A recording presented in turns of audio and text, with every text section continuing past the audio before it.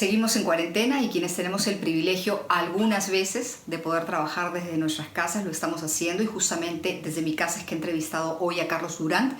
Él es economista y es fundador también de Quantum Talent. Hemos hablado de las cifras publicadas recientemente por el Banco Mundial. El Banco Mundial ha proyectado un decrecimiento de la economía global de más de 5%. La proyección de Perú del decrecimiento de la economía peruana es mucho mayor, más del doble, pero ojo también, porque también hay cosas positivas.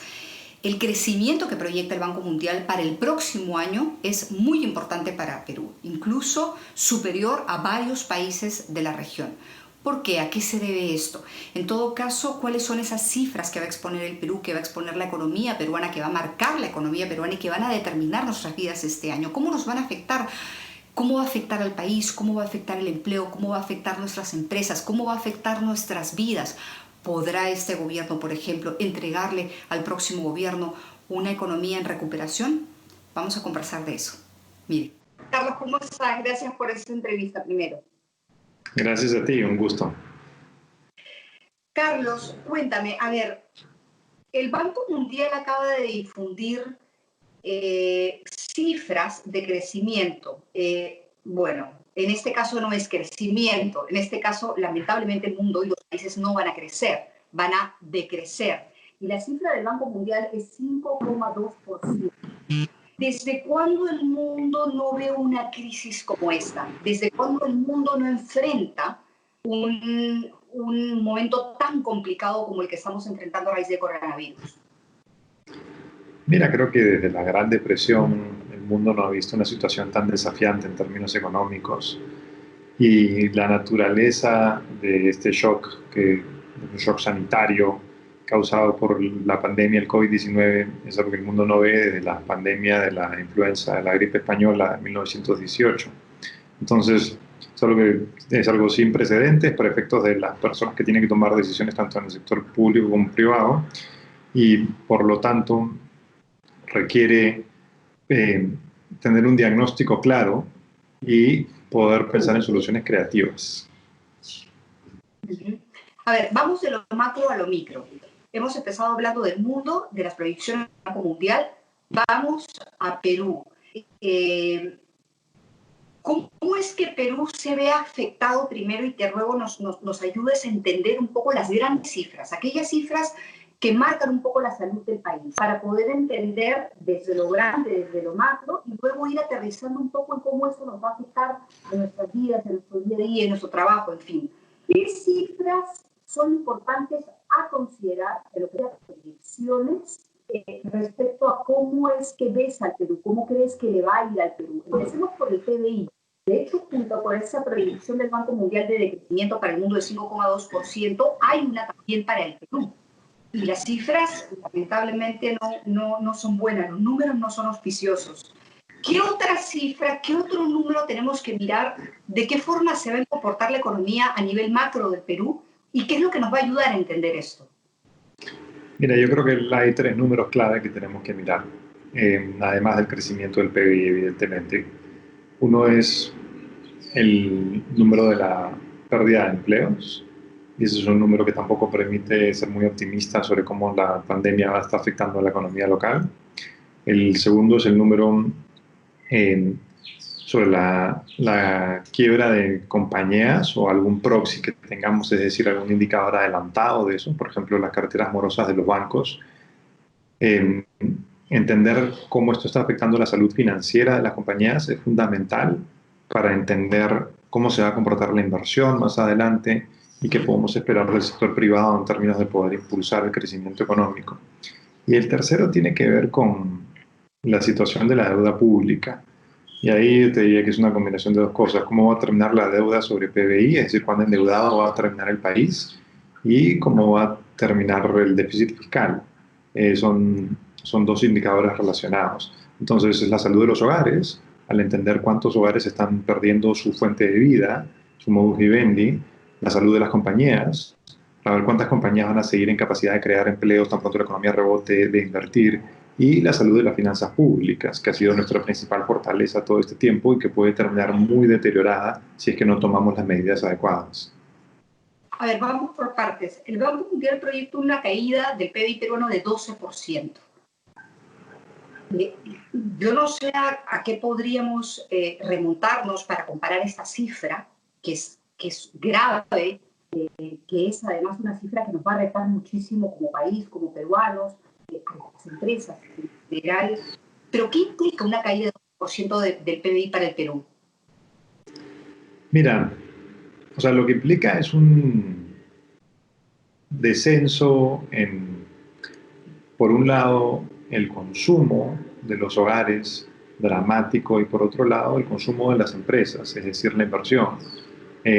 Lo que significa es que por un lado, frente a la pérdida de sus fuentes de ingresos, los hogares están ajustando su consumo para tratar de adaptarse a las nuevas circunstancias y también en previsión de que las cosas se puedan poner peores, incluso aquellos hogares que quizá no, van a, no han sufrido pérdidas de ingresos, más allá de las limitaciones temporales que existen para poder comprar por causa de las restricciones a la movilidad.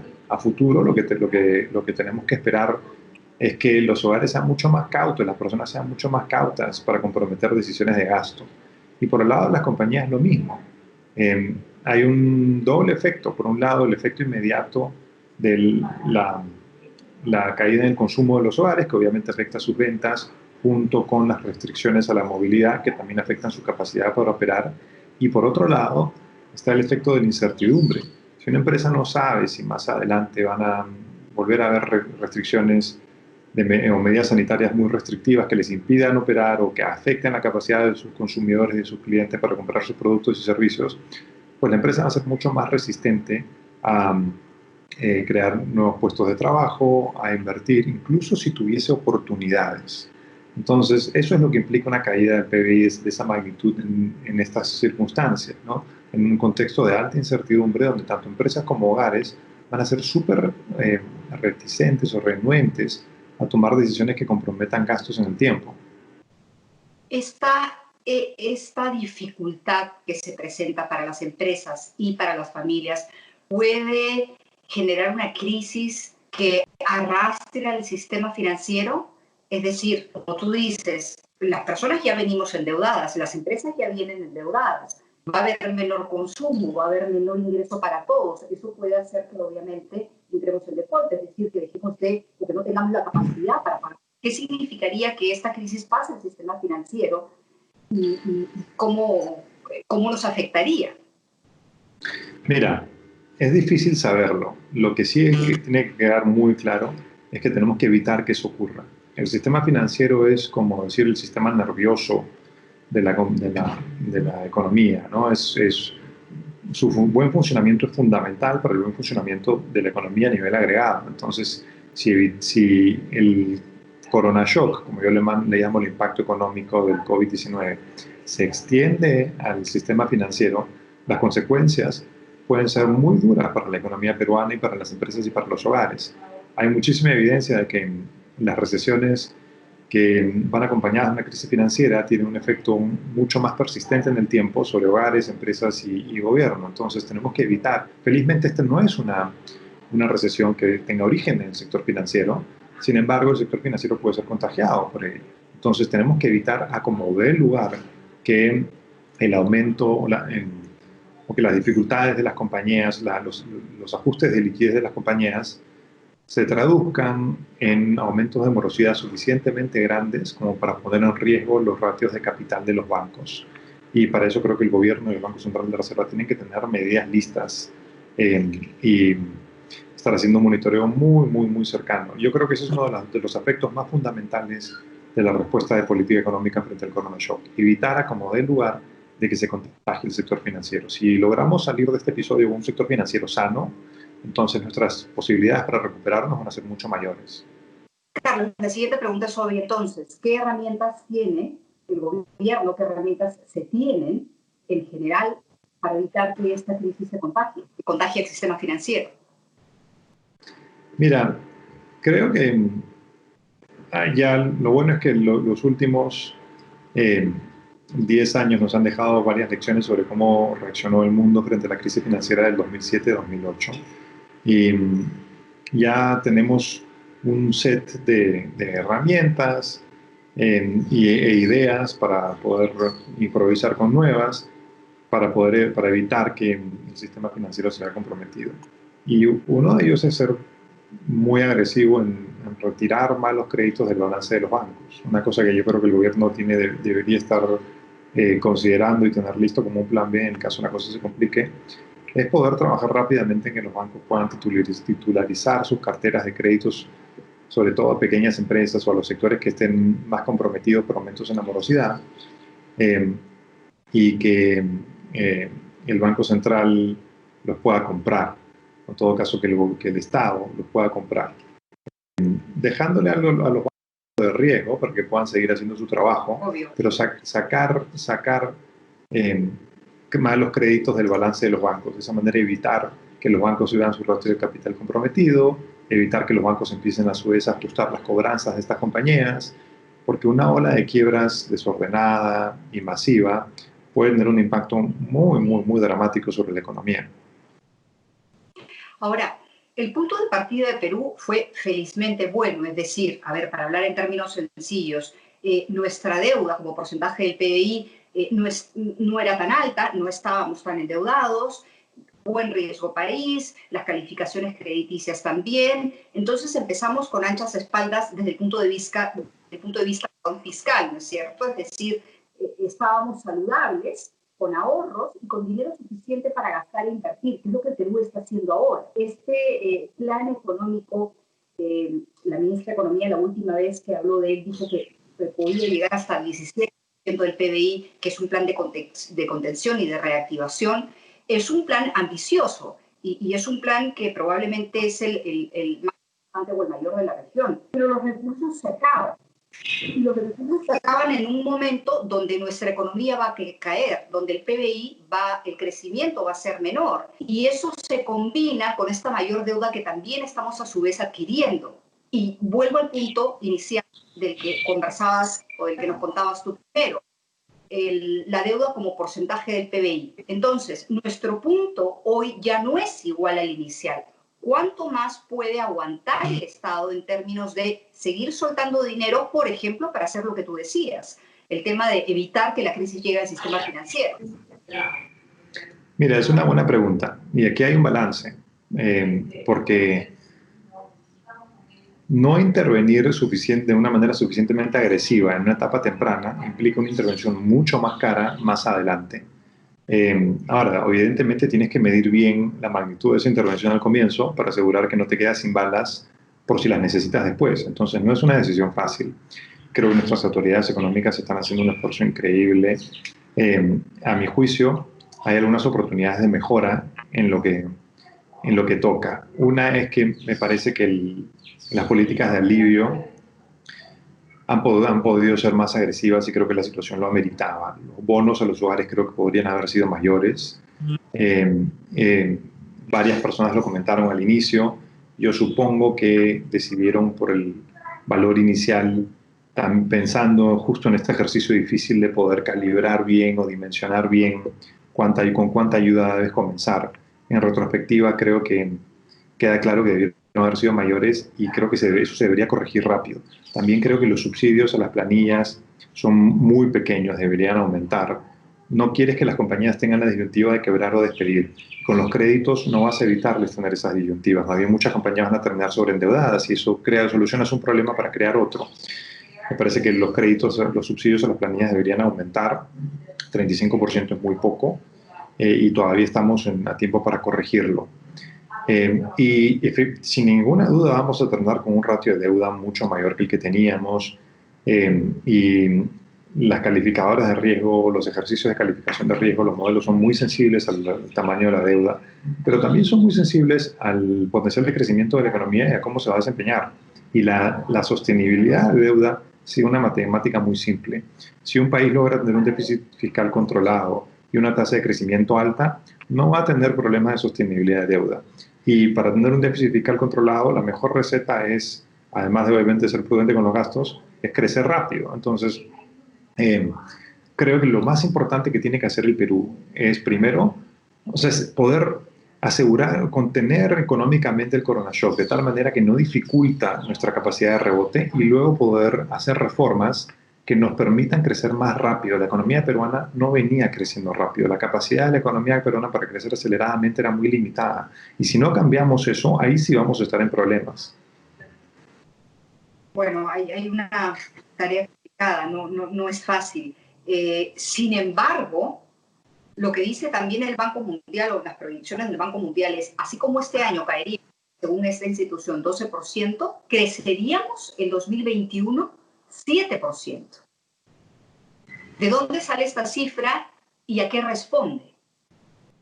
Mira, o sea, creo que, a ver, no he visto el detalle del ejercicio del Banco Mundial, pero en términos generales todos los pronósticos en el Perú y en el mundo están mostrando lo mismo, que es que conforme las restricciones se liberan, pues la economía se va recuperando simplemente porque los negocios tienen menos limitaciones para operar y porque conforme la pandemia va avanzando, el nivel de incertidumbre se va reduciendo. Es decir, los países vamos a superar esto ya sea porque logramos inmunidad de manada a la mala o porque logramos tener medidas sanitarias efectivas que controlan esto.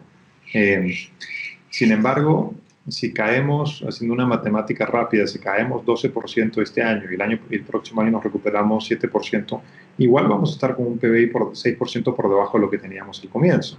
Entonces, eh, el tema es cómo aseguramos que luego podamos recuperar rápidamente el terreno perdido. ¿Cómo hacemos que el rebote no sea de 7, que sea de 15, de 16?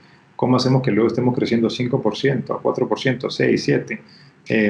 Y eso es lo que va a determinar si el corona shock nos deja cicatrices, daños permanentes, si deja una economía incapacitada para poder operar con eficiencia y crear prosperidad más adelante, o si fue simplemente una enfermedad pasajera que nos golpeó durísimo, que tuvo un costo enorme, pero de la que pudimos resurgir sin problema. Son dos cosas. Uno, cuán efectivos somos en contener que el daño económico se propague a sectores críticos como el sector financiero, y dos, cuán efectivos somos en crear las bases para un crecimiento sostenido. Y eso tiene que ver con reformas.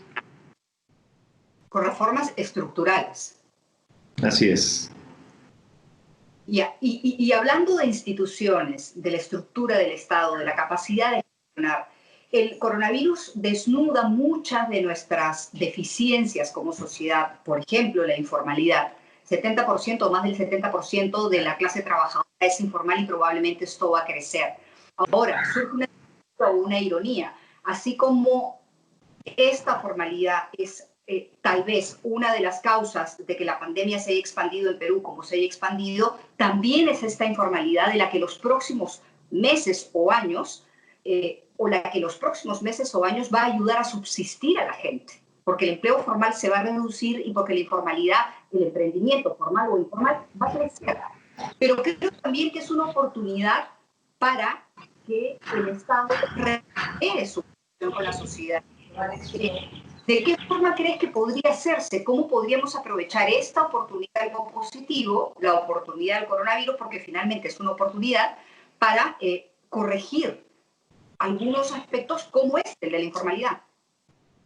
Mira, creo que una de las cosas que pueden generar daño permanente en la economía peruana es un aumento importante y prolongado de la informalidad.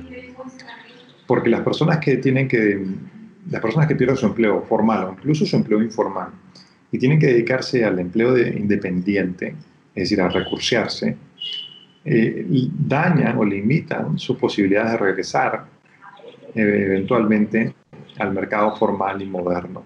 Y eso tiene un impacto muy grande para los hogares y también para la economía en general.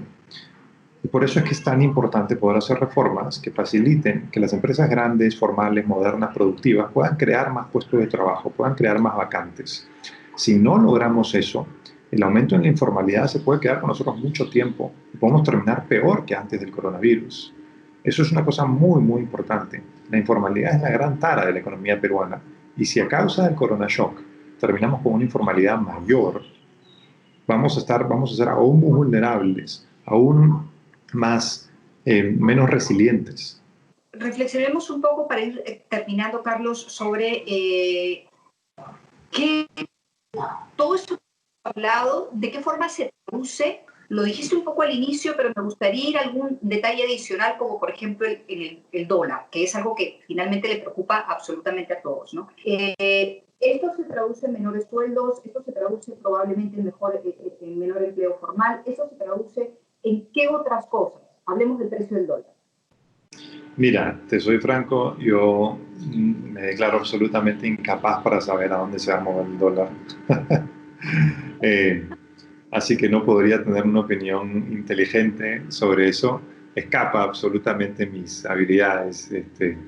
Y, Pero ¿qué sí. factores influyen en el día a día de la gente van a ser consecuencia de todos esos aspectos macro de los que hemos hablado? Hablaste de reducción de empleo, es obvio, reducción de empleo formal, aumento de informalidad.